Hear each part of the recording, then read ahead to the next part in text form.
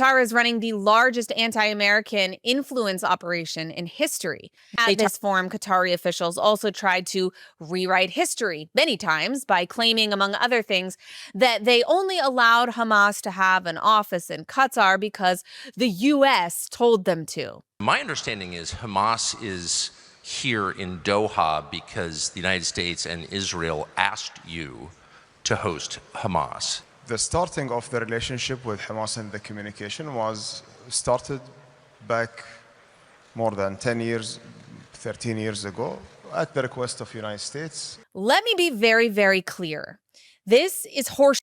Long before Hamas, there were decades of support for terrorist movements, including known Muslim Brotherhood leaders and financiers of numerous terror groups globally. Qatar also provided safe haven for Taliban leaders and allowed the Taliban to operate a political office and media center in Doha. Qatar has funded Libyan and Syrian Islamist militias in the Arab Spring, including groups that are directly connected to al-Qaeda. The Doha Forum also gave ample opportunity for Syrian jihadists as well, inviting Ahmed al-Shara. Al-Shara used the opportunity to claim that it wasn't him or al-Qaeda that were actually terrorists. It was actually the United States.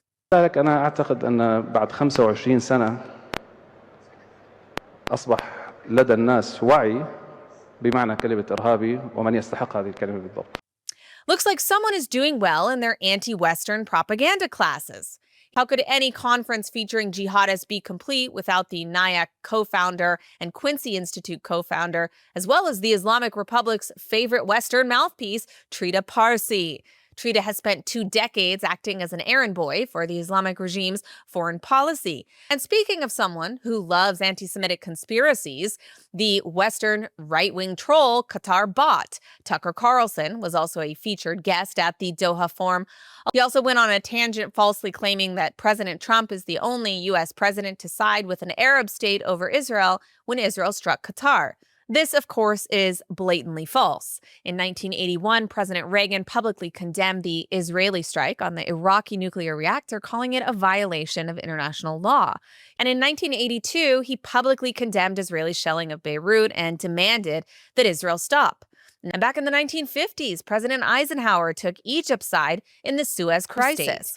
No, the Doha Forum is a global platform to legitimize political Islam, to clean up the Islamic Republic's image, to undermine Western alliances, to attack Israel, and to turn the United States into the villain of the Middle East.